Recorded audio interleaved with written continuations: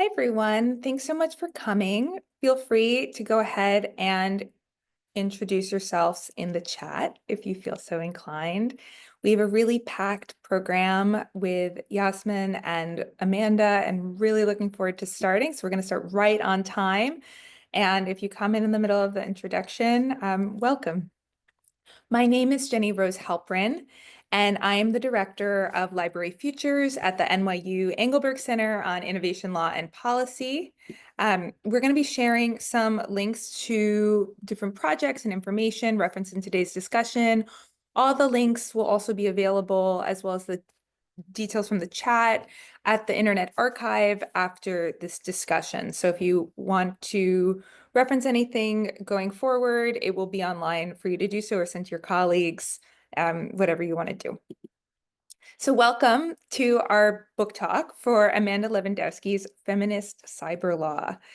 This vibrant and visionary reimagining of the field of cyberlaw through a feminist lens brings together emerging and established scholars and practitioners to explore how gender, race, sexuality, disability, class, and the intersections of these identities affect cyberspace and the laws that govern it. It promises to build a movement of scholars whose work charts a near future where cyberlaw is informed by feminism. That's so cool. It's so exciting. Feminist Cyberlaw is open access, and it can be downloaded at the link that we'll be dropping in the chat.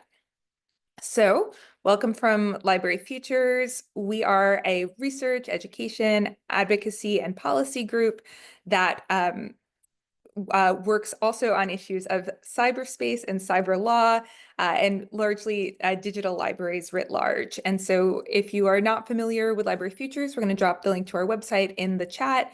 If you are, thank you for coming and thank you for being a part of our community. So to introduce our two speakers, Yasmin Sokkar Harker is a librarian and law library professor at CUNY Law, where she teaches legal research and advanced legal research.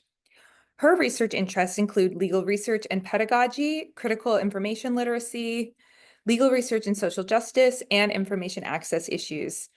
Professor Sokkar Harker is a member of the Librarian National Honor Society, Beta Phi Mu. Amanda Levendowski is the founding director of the Intellectual Property and Information Policy Clinic at Georgetown Law, which specializes in creative, legal, and sociotechnical work for artists, nonprofits, and coalitions, including Library Futures. So if you want to be a clinic project and you work at a library, we loved working with the clinic a couple of times, and they've done really great work. Her research into nonconsensual intimate imagery, surveillance technology, and artificial intelligence has informed multiple clinic matters. Her forthcoming book is Full Slate: How Lawyers Can Shape Better Technologies, which reflects on her decade of providing clients with sociotechnical advice. She lives in Washington, D.C. with her husband and cat, Waffles. So thank you both so much for coming. I'm going to drop off and leave it to the experts now. Again, if you want to say who you are, introduce yourself in the chat, please feel free. And also feel free to ask questions throughout or discuss any of the topics that our speakers will be talking about. And again, we will share this out after the talk, and take it away. Hi, everyone.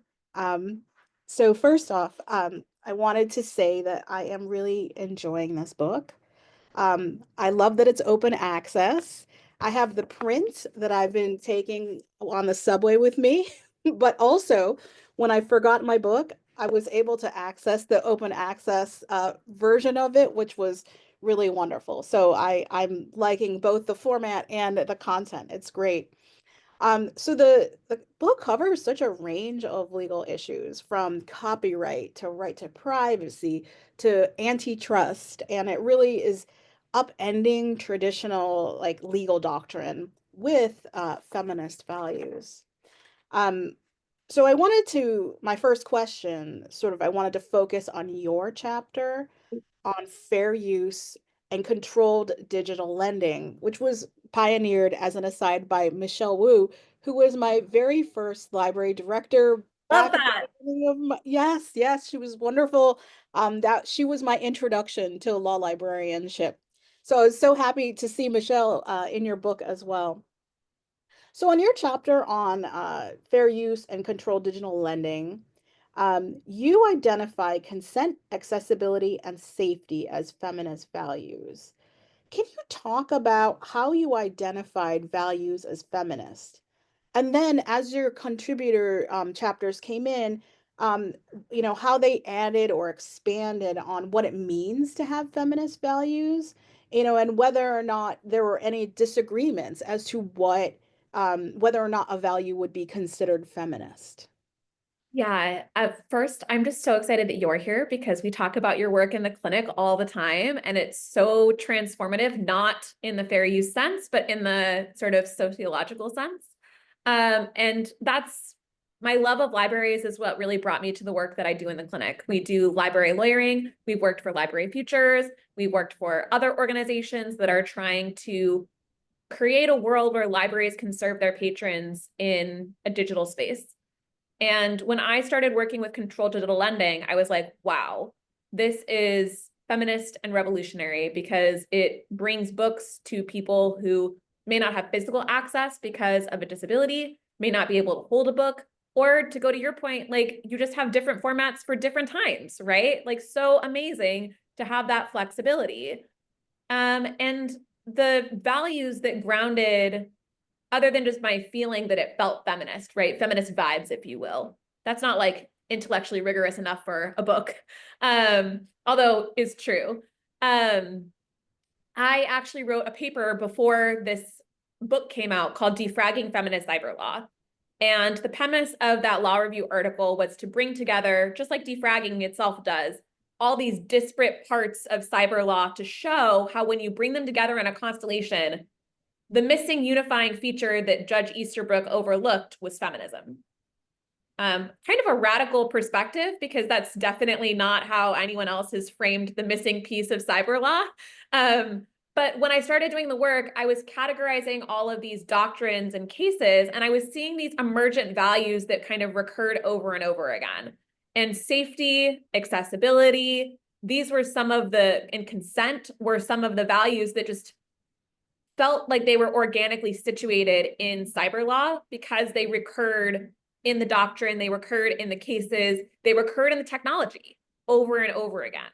And so when I thought about translating that paper into a book chapter, I knew I was going to write about libraries because I wanted to write about something inspired by my clinical practice. And yes, I got client consent from everyone that was necessary because I do love being an ethical lawyer, not just a good writer.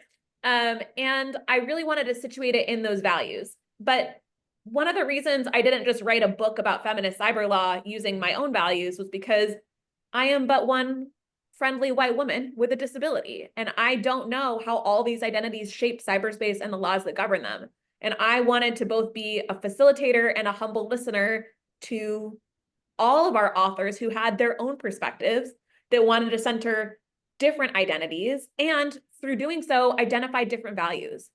So there was never a time where someone surfaced a value and we were like, oh, is that feminist enough? I'm not really sure. But what we did say is we love that you're bringing a different perspective.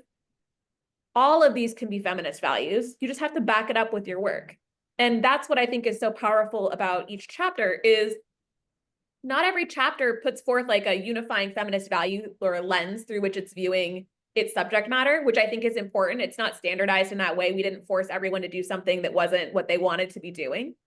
But for the values that do get surfaced, they are rigorously and robustly backed up by what the author is talking about, such that you can't really argue with the fact that it's a feminist value at the end. And a good example is equity, which is a theme in the Black feminist antitrust piece by Gabrielle Rejui.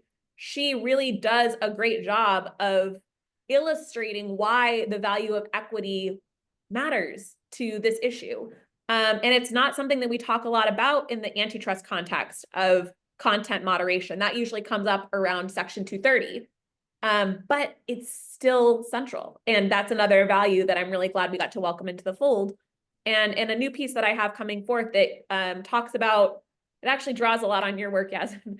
You've read it before. It's the Just Research and Citation piece.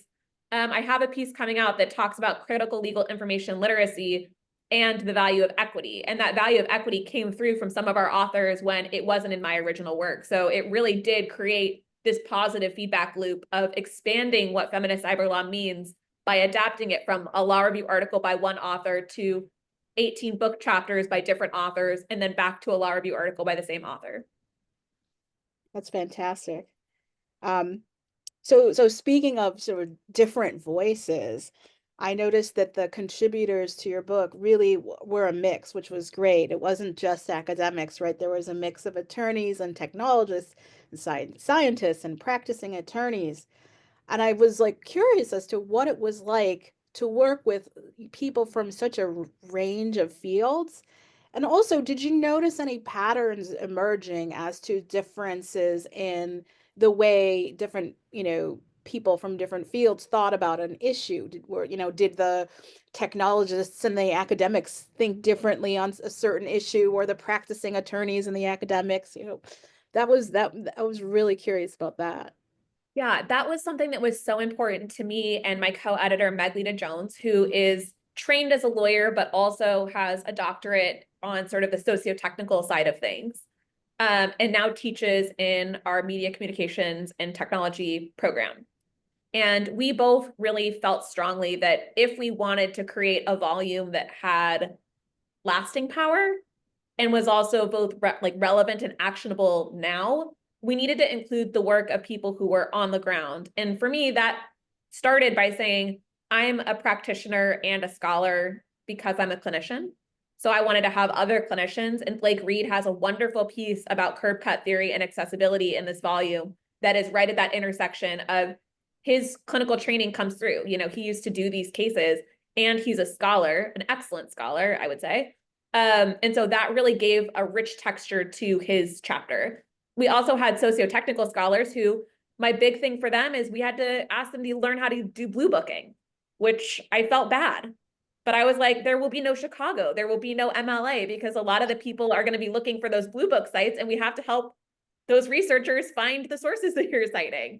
And that was like a real heavy lift. And I was really impressed that people were down for the task. They figured out how to do it.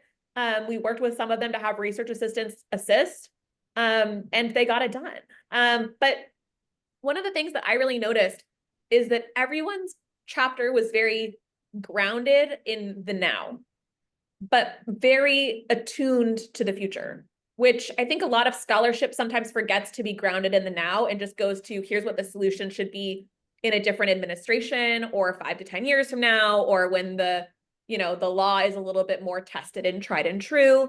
And I think that combination speaks to just who we identified, because part of how we identified people was sharing that value of being practical and pragmatic, but also visionary at the same time. The other thing that was kind of a unifier is we had a lot of people be like, I am not a feminist scholar. I don't think I can contribute. Like, this project sounds amazing. We are so aligned with the work that you're doing. We think that your vision for the volume is exactly what the field needs, but I'm not sure that I'm the right person to do it. And Meg and I both took a pretty hardcore approach by being like, you don't have to be a feminist scholar. We asked you because your work has feminist values in it. And we can tell you where we see that and what that looks like to us. If you just want to do more of that, that is feminist. And I think that not gatekeeping what feminism meant was a huge part of the volume. Like, some of the essays are very aligned with intersectional feminism, as Kimberly Crenshaw pioneered in the late 80s, early 90s, and throughout the rest of her career. Some of it is abolitionist feminism, which draws on some of those themes, but from a very different perspective. Some of it's queer feminism. So we didn't want to say feminist cyber law is a feminism. And I think the volume does a really good job of showing the richness and the complexity of feminism simply by not gatekeeping what that means, right? We don't have a definition. I certainly have a perspective, and some of my other authors like Kendra Albert have a perspective. But I think it's important to remind ourselves that the volume itself does not try to assert that there is one feminist cyber law. It is many feminisms, and that's what makes it, I think, so powerful. That's fantastic. I have to say, one, I had not thought of the Blue Book issue. And when you mentioned it, I was like, oh, there's Blue Book issue. Two, I love what you said about this being in the now.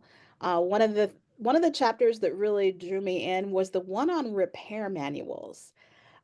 Because that would have never occurred to me, and it reminded me of back when I was in library school, when I was doing my reference class. One of the things we had to find in a library was a repair manual for a car. I And love that. at the time, I was surprised that such things existed in libraries. But of course, that makes sense. You buy things, you know, you should be able to repair them.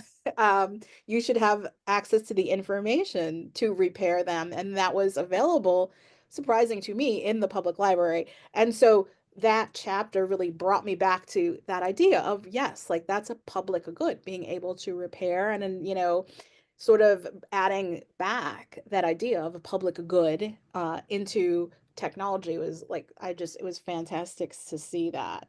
Yeah. Um, so your book is divided into three sections: access, ownership, and governance. Could you tell me a little bit more about how the two of you decided to divide it that way? And I was curious as to whether like you saw patterns coming out as the contributions came in, or that was a natural divide that started off from the beginning. Yes. So the organization did help us identify potential contributors. But what we actually did first was start with just a list of cyber law doctrines. And the first pattern that emerged is a shitload of them were intellectual property laws. And by a shitload, I mean 5. We didn't talk about right of publicity in this particular volume because we wanted to have 5, 5, and 5. We love balance. We love symmetry in this house. But it is something that I would love to see someone pick up in the future, drawing on this ownership work. So the intellectual property to ownership pipeline made a lot of sense, right? And you can see how all of those pieces are in conversation with each other because they either emerge from the progress clause or they emerge from other laws to modify them, like the Digital Millennium Copyright Act, which is where the right to repair conversation takes place from Leah and Ofer, or patent law and some of the work that Nina Sreyovich is doing around software and gender engineering. And then you also have these pieces that are kind of like all intellectual property, like Professor Vatz's piece, which I just think it has changed the way that I think about conversations around hacking, because every time there is a hack, I'm like, what is the feminizing language that's being used? What is the masculinizing language that's being used? Who is doing the hacking and who's being characterized as masculine or feminine? And it really isn't one particular intellectual property, but it's all about piracy in general and cybersecurity more broadly. Could that have gone in an access piece? It could have. But because of the themes of that piece, we situated it in ownership as kind of like a overarching piece. The access piece, we really started, I think, with some of the privacy conversation.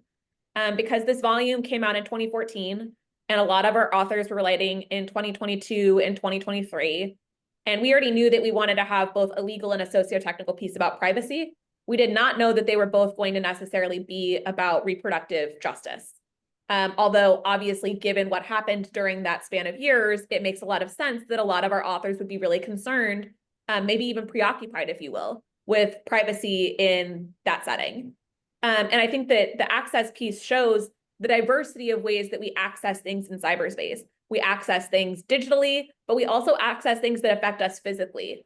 And that's one of the things that I really love about Michaela and Karen Levy's piece around digital security, talking about reproductive privacy, is that they do such a lovely job of talking about how a feminist approach to cyber law is embodied, right? When we go back to John Perry Barlow and the Declaration of Independence of Cyberspace, he talks about the types of people that will be freed by a disembodied cyberspace that's ungoverned.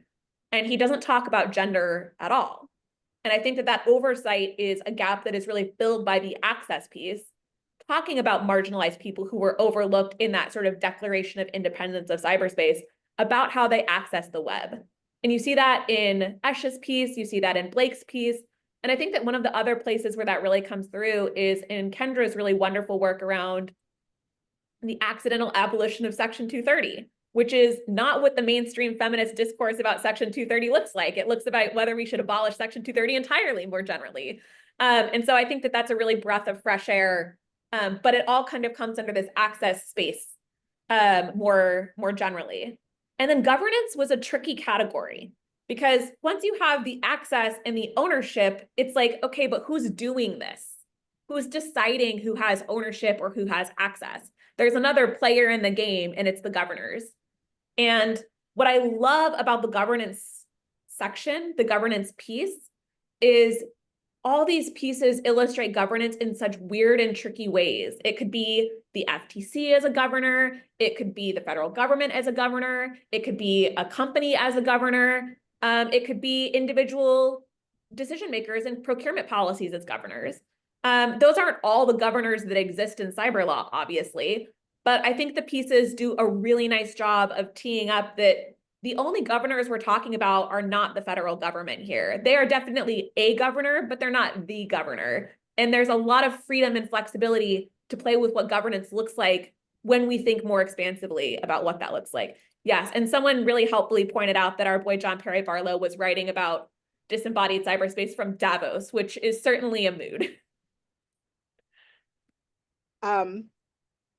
Did you find, just following up on that, did you find that there were, that any of the sections that you had to, like, that there were so many things, so many more things that you could say, in any of those sections that you were thinking to yourself now, oh, there should be another book that will focus only on governance, or there should be another book that should focus only on ownership, or all of them?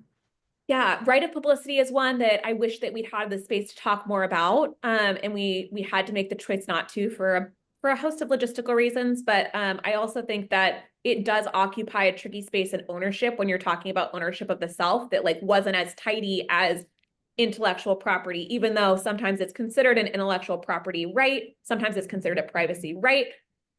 I did not know how to make an author figure out all of that ontological nonsense in 3,000 words, so I didn't. But the big one is, man, I want this to be international. Feminist cyberlaw is, cyberlaw really is and started as a very American phenomenon in a lot of ways, but the internet is not American in that sense anymore, if it ever was. The Declaration of Independence of Cyberspace was meant to be governing all people, not just Americans.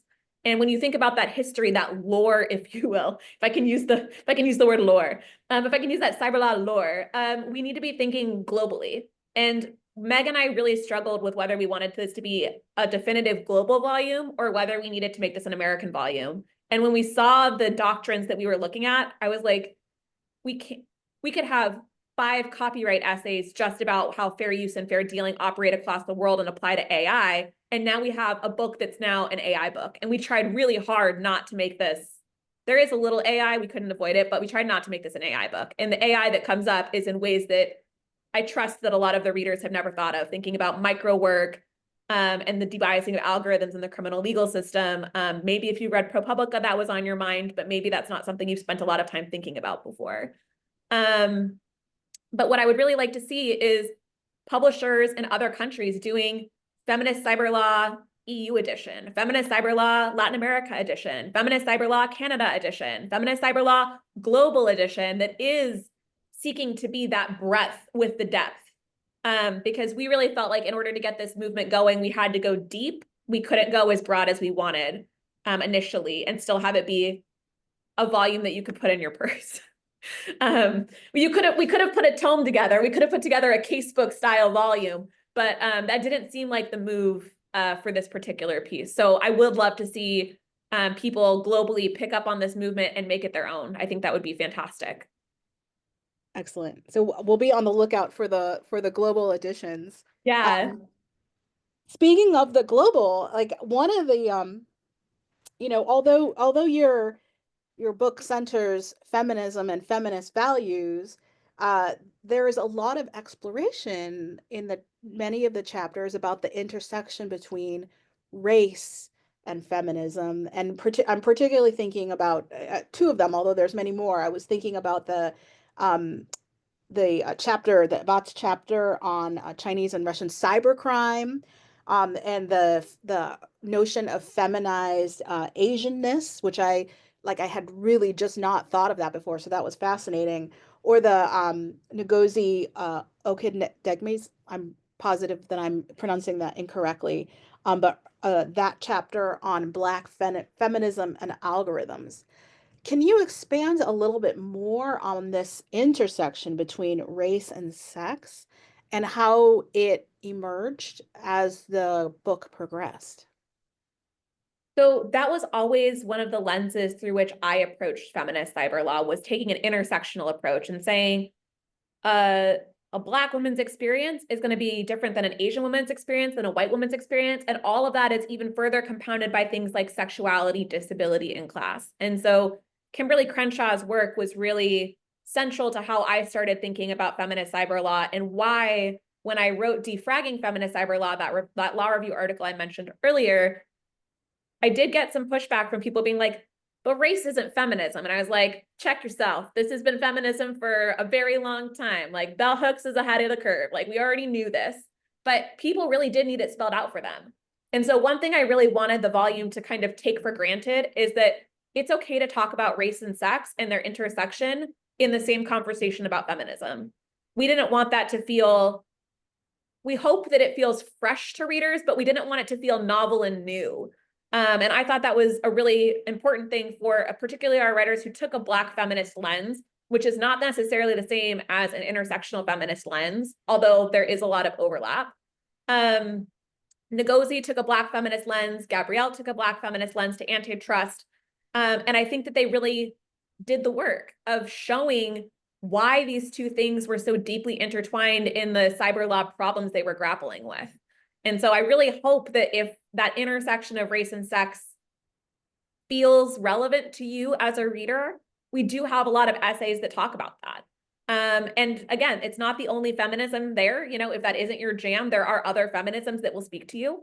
But I thought it was so important to have those be part of the volume, because that's really where my entry point was thinking about bell hooks's really expansive definition of feminism that includes oppression on any metric, including oppression of men. Yeah, I was very interested in that intersection, and I was glad to see it, come out in many of the chapters with such great theoretical grounding.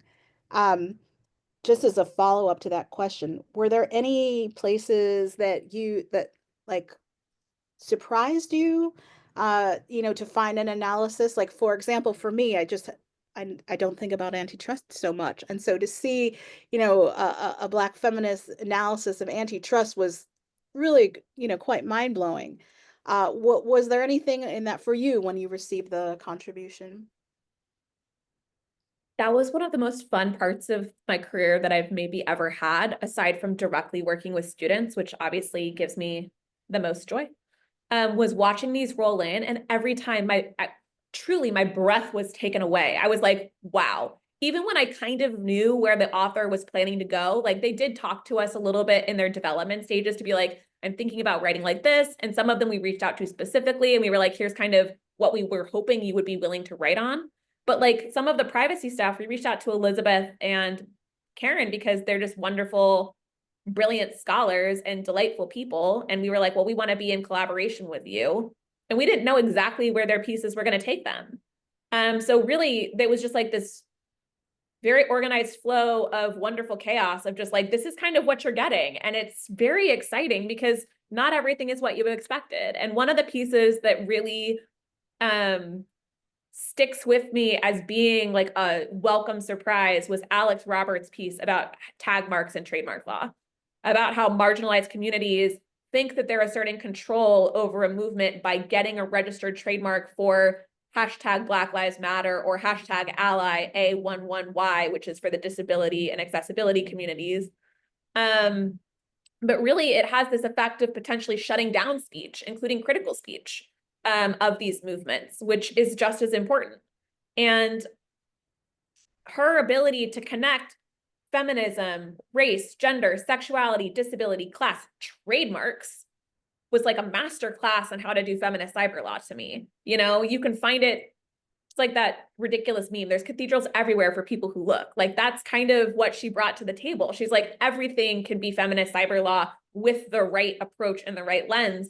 And man, does that piece sing. I love reading. I've given it to students before, and they're just like, I didn't know you could do this with the law. And that I think is one of the wins, because I think there are a lot of those, Kate Darling in her conclusion calls them feminist aha moments. You have a lot of those aha moments through reading these pieces by being like, I didn't even know you could think about labor as a feminist cyber law issue. Like who decided that? And that was something that we decided really early on. We wanted a labor chapter. And that was something that our peer reviewers were like, wow, we would never have thought of having a labor chapter in a feminist cyber law book, but we love that you're thinking about that. And that makes us trust you as editors to support that this volume is going somewhere exciting. Fantastic. I also was taken in by the hashtag chapter. Just Yeah. because it just never occurred to me, like the intellectual property aspects of tagging. So yeah, fantastic.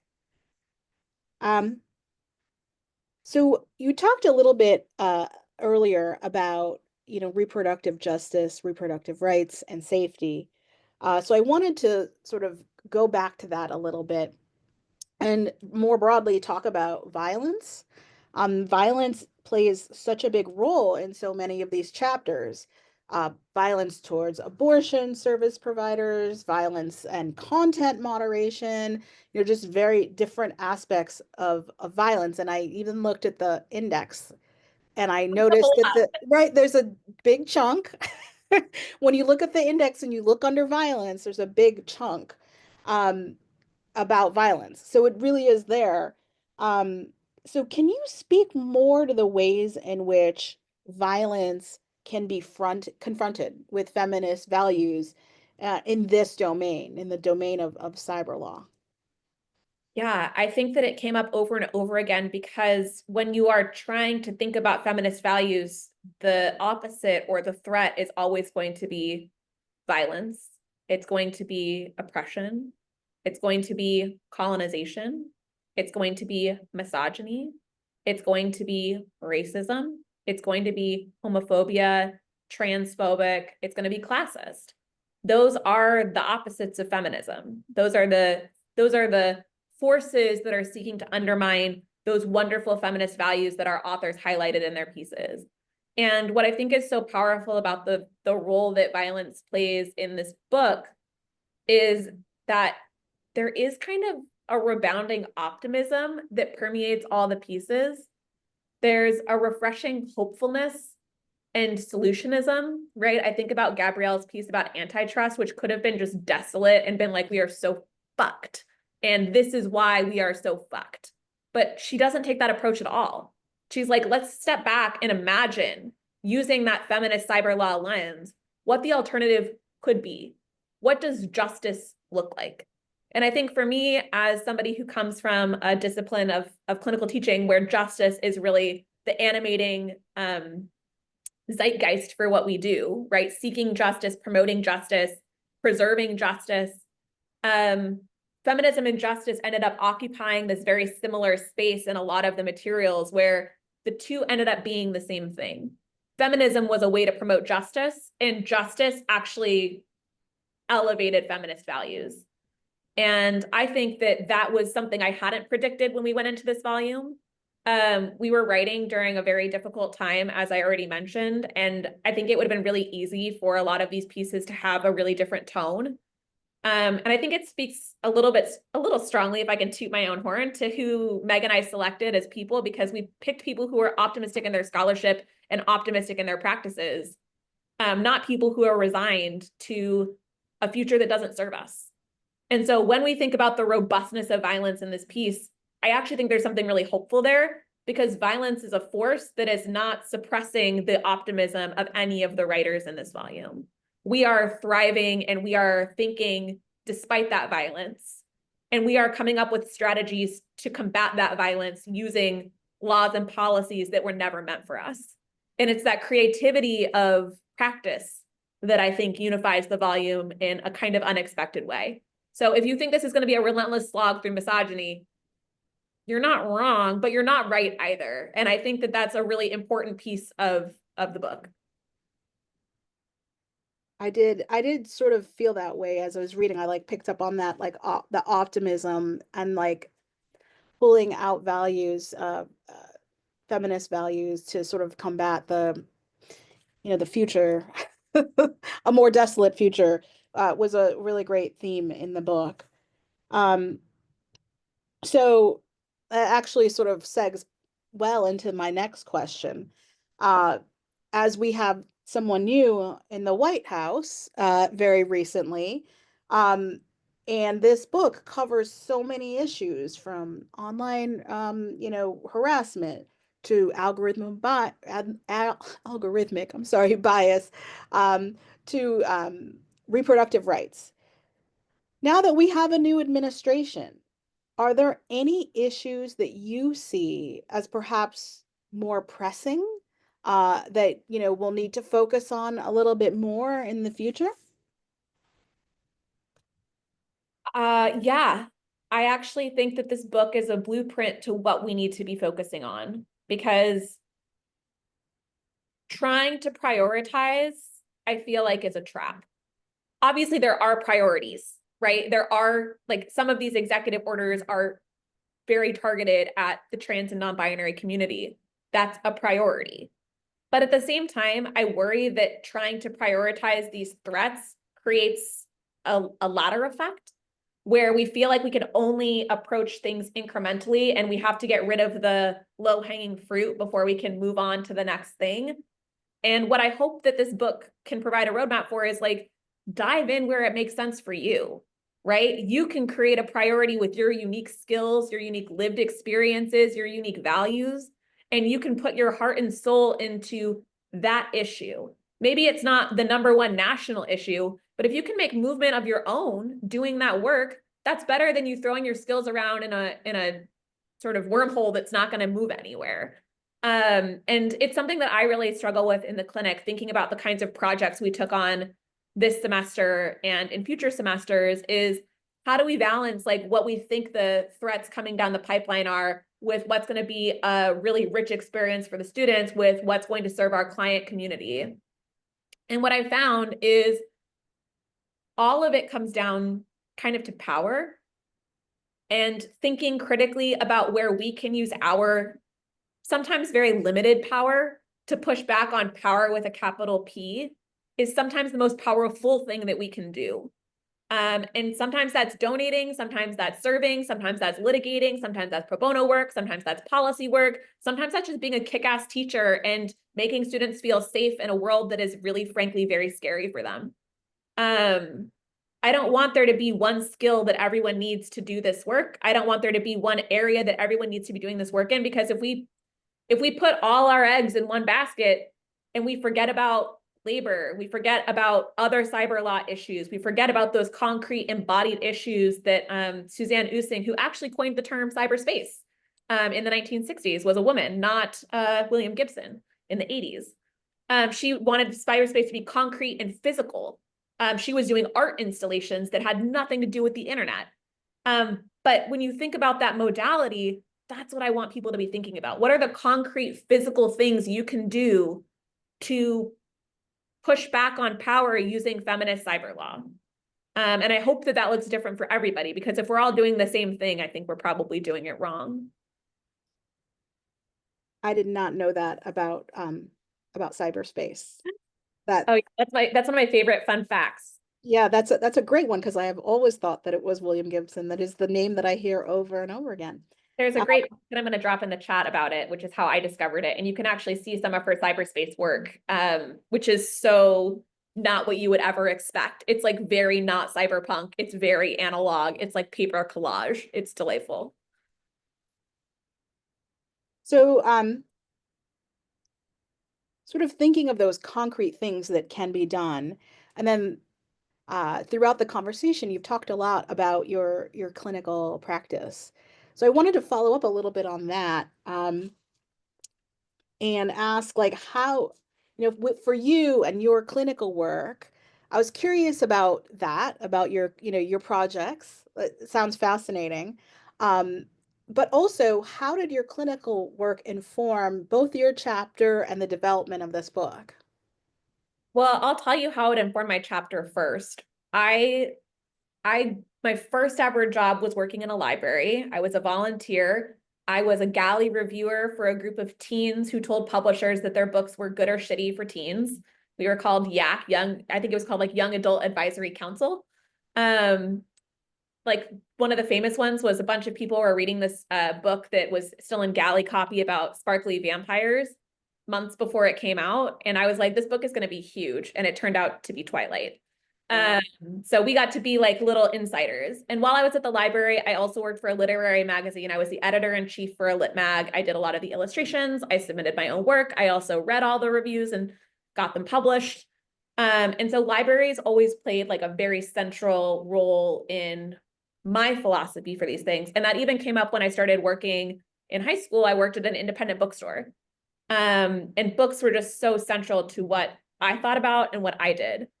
And I remember when I started the clinic, I really wanted to do, I wasn't even sure what library lawyering necessarily meant. It's not like a class you can take in law school and learn about. But I did learn a lot about library lawyering through a lot of copyright litigation. And I went to law school to be a copyright lawyer. And I had exposure to these big cases that involved libraries. And so I wondered if there was a place to just do that as part of our work as an intellectual property and information policy clinic. So I did. And we worked with organizations like Library Futures. They were one of our very first clients. We've worked with big orgs. We've worked with smaller orgs. And we've just tried to see how we can make the digital ecosystem work for libraries. And that has been really fulfilling for me. But for a much broader perspective, it's been really fulfilling to watch my students become library lawyers. And the example I'll give is I had a student who was fantastic. And I raised money to hire her as a fellow straight out of law school. And I really felt confident that she would be an amazing library lawyer if we could just train her up and get her experience. And her name is Becky. She's a dream to work with. She worked with us for 2 years. Then she went and worked for the UC Berkeley system, doing their digital ownership and librarianship work. I raised some more money and brought her back to the clinic because I just couldn't bear to be without her. And she's going to go off into the world as a library lawyer. And that's the kind of thing you can do in a clinic, is expose people to these practices that you're like, how do I get that life? There's no MTV show for library lawyering, right? Like that's not something that you can just do as a track out of law school. But with support and with a community, and when you're in community with librarians and sociotechnical scholars and lawyers, you can build that kind of practice. And I think that's so exciting. And Sarah Lambden is doing some really amazing work with library lawyers of her own. And I'm really excited to see what comes of that. But all of that is reflected in my book chapter, is just my love of libraries and what they can do for people, and my faith that we can do it with technology, that technology is not the enemy of libraries, and that we can find a future where libraries can leverage that technology to make information more accessible. And then you asked another question, and I got ranting on Becky and how great she is, and I forgot what it was. I actually was really fascinated and was thinking, my mind moved to a sort of follow-up question. So maybe we'll remember after this. Yeah. But so I love the term library lawyering. I haven't had that much exposure. So I'm wondering, like, what sort of legal doctrine plays the biggest role? I'm hearing copyright. What are the other legal doctrines that come into play? I think contract law plays a really big role when we're talking about ebooks and negotiating terms with publishers for what's fair for libraries and what's frankly fair for patrons. I think that antitrust may not be a big player currently, but you should have some antitrust chops to do this work if you're thinking about being in policy and thinking about the future of publishing. I also, yes, ebooks for us. And I also just think there's a curiosity and passion that like is hard to replicate. But the big one is it's an area of law that really comes with a lot of humility, because lawyers are not central to the library lawyering movement, despite what that name might say. Librarians are, famously. They come first in the name, and they also do a lot of the work on the ground. They're the ones that are thinking about these contracts. They're doing procurement. They're negotiating. They're actually doing the work. It's not always the general counsel's office, and it's not always the general counsel's office of a library system who knows the most about some of these contracts, some of these policies, about fair use necessarily. Librarians are doing a lot of this work Some of them are, you know, also trained as lawyers, obviously. There's a lot of JD library science, not a lot, but there are some dual programs that people can take. But I think that to be a library lawyer requires a profound amount of humility. And especially because if you talk down to a librarian, you know who's going to tell you to shut the fuck up sooner than anyone else on the planet? The librarian you're talking to. And I think that's such a good lesson for students, because if you can learn that humility and grace through library lawyering, that's a transferable skill that's good for any practice, because anytime you come into a new client situation, there should always be a humility that you're there to learn from them. They know their business better than anyone else. They know some solutions that may not work because they've tried them before. And coming in with that desire to learn is something that they learn very concretely through library lawyering, but it carries them through their whole career. And I think that that's a real powerful payoff. That's so fascinating to me. I think we have a little bit of time before we're supposed to open up with questions, or don't we? It looks like we can move to questions. That's what that's the word on the street. Okay, the word on the street. I missed that. I saw something pop up, but I missed reading it. Okay. Okay. Yeah, let's hang on. Let me open up. Sorry, I'm elevating my desk. I'm happy to help with So elevate.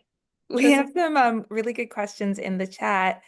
I'm going to start with the second one because I don't, maybe both of you, both as researchers and also lawyers, can touch on this. Would you all talk a little bit about the urgent push by law schools, law deans, et cetera, to adopt AI in all our work and how to resist it? Yasmin, I'm also really interested in this from the lawyerly academic library point of view. Yeah. Who wants to go first? I'll start because I did this as a clinic project. Oh, good. So our clinical program at Georgetown had a similar question, which was, can we ethically use AI for client work? And if so, what does that look like?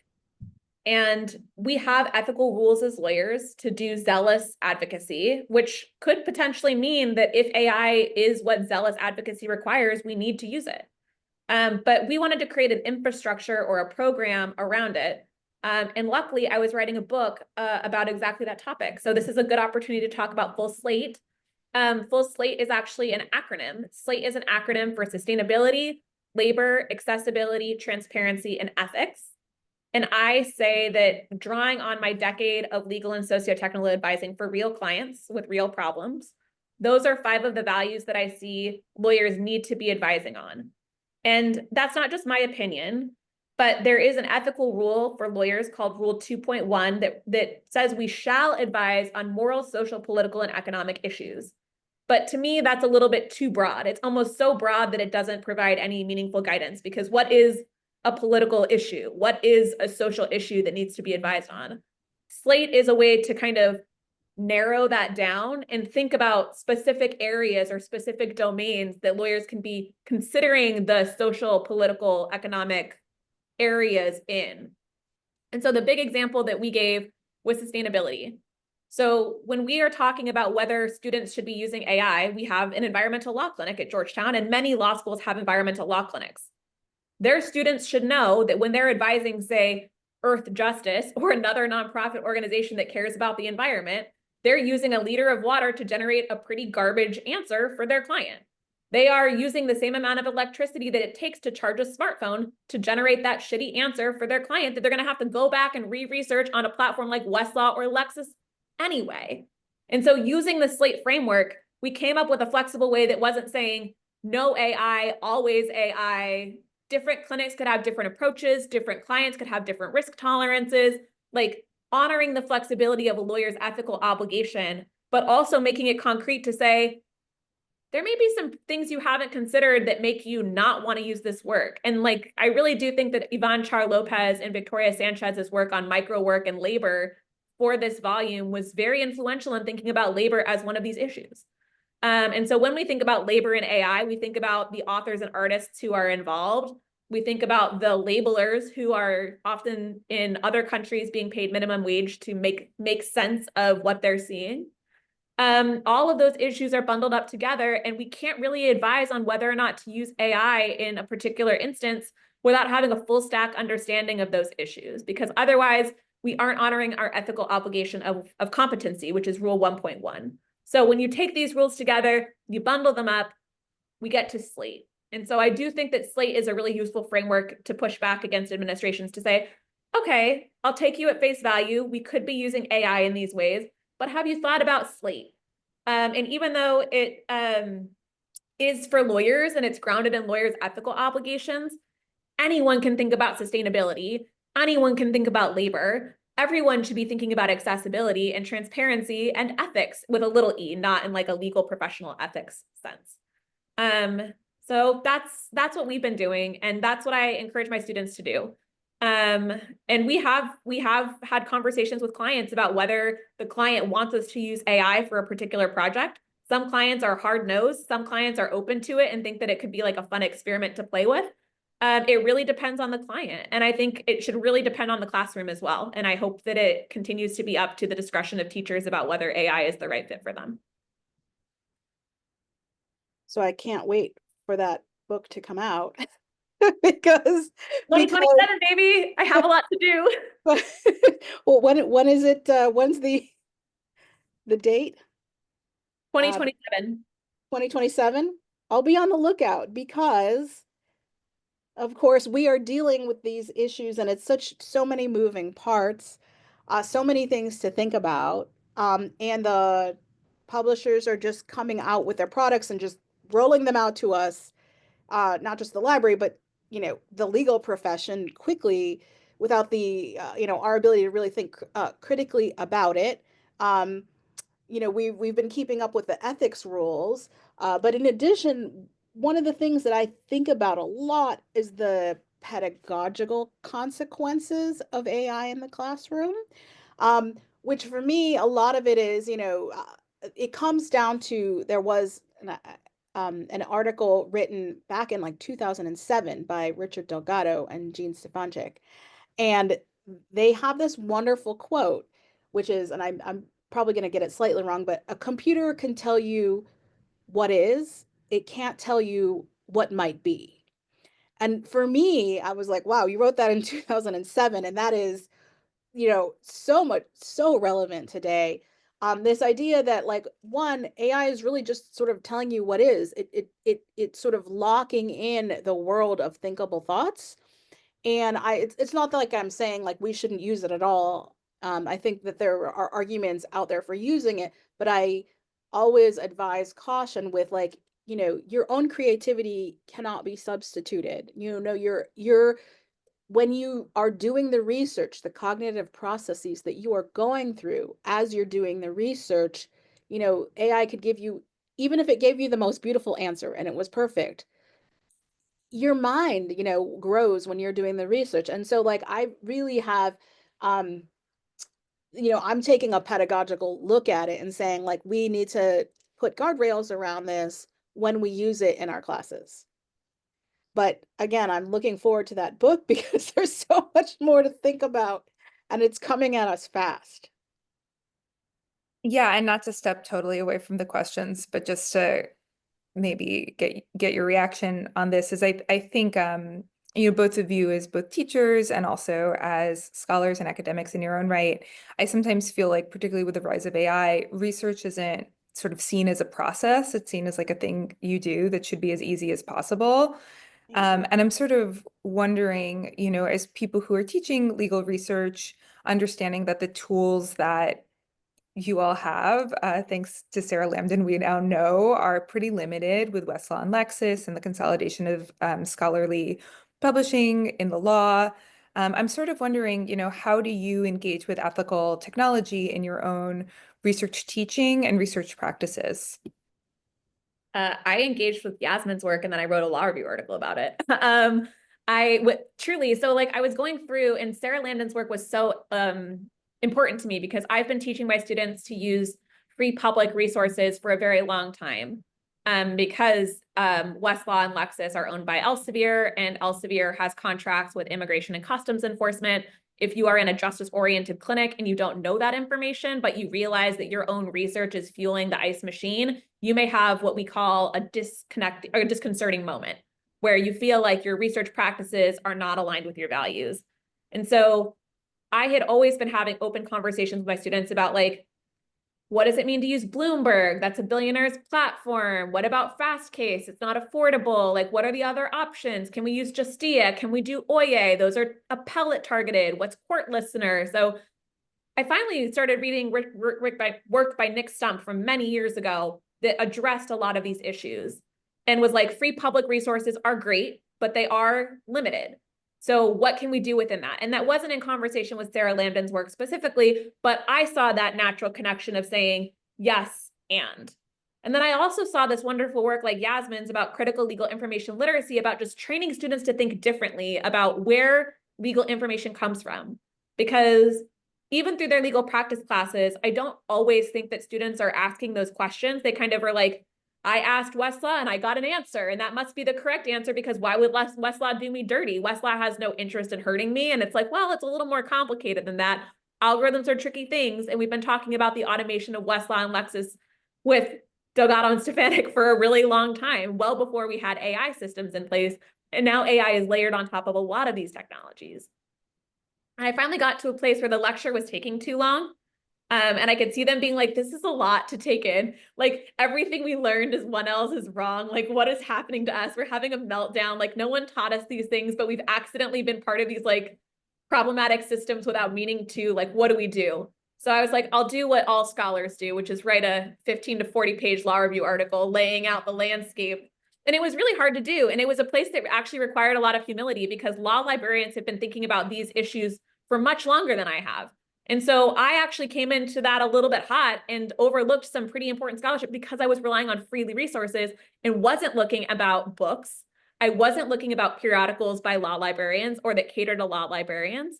I wasn't looking for that information in the right place. I was the victim of my own critical legal information literacy snafu.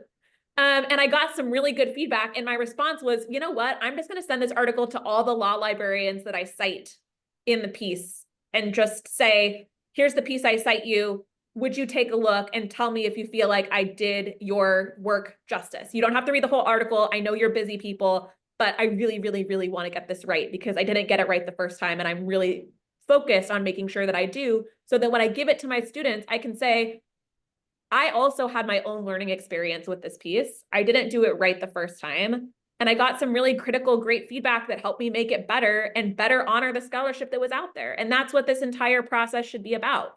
You might not get it perfect the first time, but you, again, have to go back to that humility and grace. You've got to give that grace to yourself. And you've got to be humble to your community of scholars. And I'm really excited that the piece is hopefully coming out this year. And I hope that it did justice to all of the people that influenced it, because I do assign it to my students. And my students are like, this was my aha moment. Like, this was my feminist cyber law aha moment. Like, oh, I'm going to radically change my practices this semester. And I'm proud to say that since we introduced that piece, we've had whole teams not use Westlaw and Lexis for any substantive research and still produce kick-ass work product as much as possible. Yeah, the expansion of, I wish there was more expansion of publicly available information. That is, one of the things that I like focus on. But in my classes, it really has a lot to do with conversation and openness. I love the focus that you have on humility. I think that that is, key to all of this. So I really appreciate you thinking about that and putting your work out there. So I have a question. I'm going to kind of combine two questions, one from Laura and one from Jacob, which has to do with moderation and content restriction and power. And so Jacob says that the modern vibe is request for more moderation and context restrictions feels like it might be at odds with the DIY trust no authority anarchism of projects like Our Bodies, Ourselves. And Laura also says that there's that openness promised sort of a kind of radical equality, but at the same time, it's created, dominated, and governed by people in power so much of the time. I mean, even look at the evolution of, like, for example, Google over time, where, you know, it used to be a company that worked with open source and has very much changed. And so I'm curious, from your perspective, how your work as a whole approaches this question of governance and moderation and power. Yeah, I think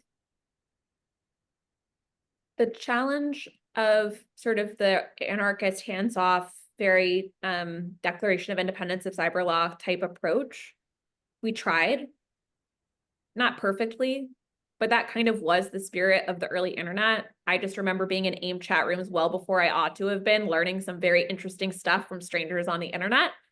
We saw what an ungoverned internet could do, and it caused a lot of harm. And then we went really far in the other direction, and we saw what a concentrated, powerful internet could do, and it also caused a lot of harm. And my hope is that we will start finding communities somewhere in between. I was really enthusiastic about Mastodon. I really liked my experience there, but it's not where law professors ended up. They're on Blue Sky. I'm tentatively excited about what's happening there, but not as excited as I would be if it wasn't run by Jack Dorsey. I think we're going to start seeing new ways to experiment with these communities that are not part of the sort of power binary that we've seen in the past. No power, all power. I'm hoping that we'll see some opportunities, maybe not in the next, say, 4 years, but in the future, to engage more broadly with conversations about what it means to create your own community. And then the other thing that I'm kind of hopeful for is what if the internet just played less of a central role in our lives? Like, I've been chronically online since I was probably 9 or 10 years old. I don't think that my medical team thinks that served me well. I think that finding ways to like touch grass and like go bird watching and go for walks might be a better answer than a very complicated governance structure moderated by billionaires, even if we like what the billionaires are doing some of the time. Because as we've seen with Meta and some of its recent decisions around how it protects certain communities, they can take it all away, even if we like what they're doing. So I don't want to say become ungovernable, but maybe like touch more grass and look at more birds. And then every time you see a robin, greet it and say, hello, Steve, because all robins are Steves. That's just something I believe in my heart.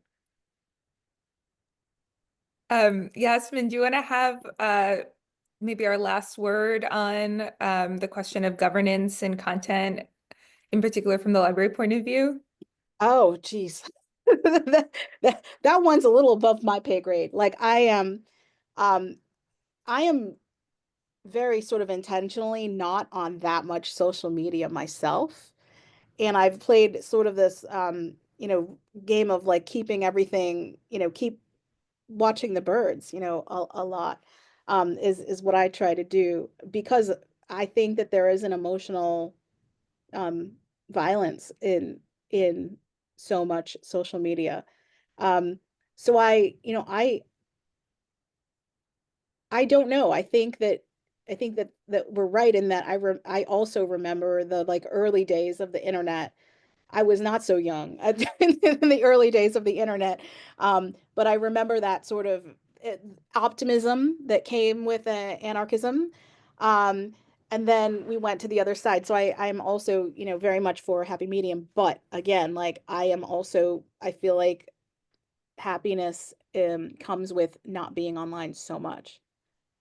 Let's ask one more question. I will also chime in and say that before I went to library school, I was an organic farmer. So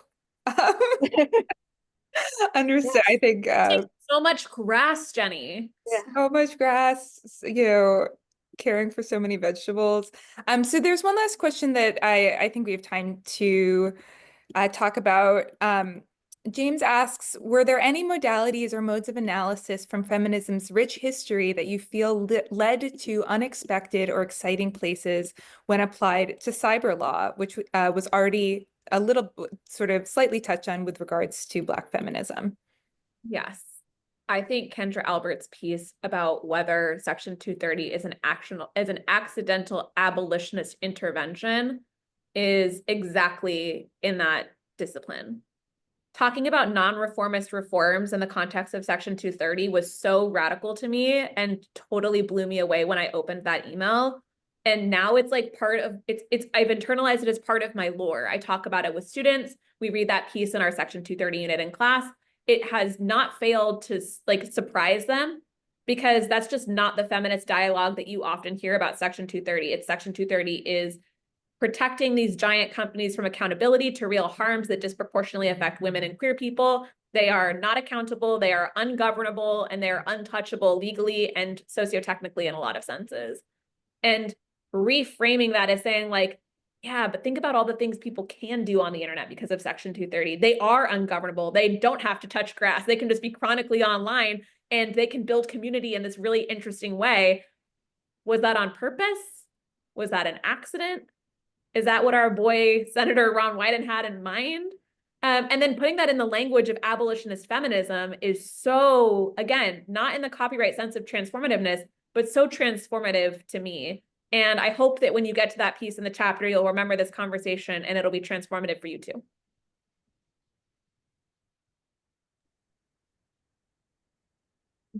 Do either of you have anything else you want to share or hype? We're about at the end of time, and I see that a lot of folks had to drop at the hour. But I also want to make sure that I thank both of you for this conversation. Thank you, Amanda, for editing and writing this book and for your upcoming work. Thank you, Yasmin, for all your work as a scholar and a researcher. I'm really excited to read both of your work.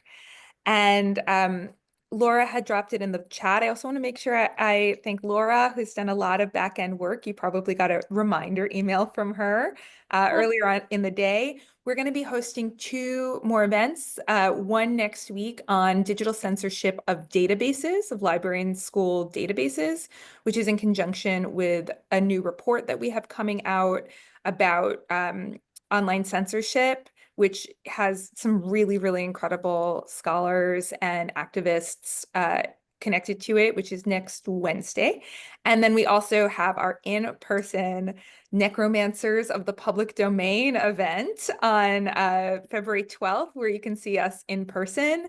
And is really a delight of a variety show. So you can do something very serious with us, and then you can just have fun. We'll also have an after party if you can't be there exactly at 6:30. Oh, and also Necromancers is in cooperation with Theater of the Apes, a downtown theater troupe, and WNYC's Public Song Contest. So you'll get to hear some music too.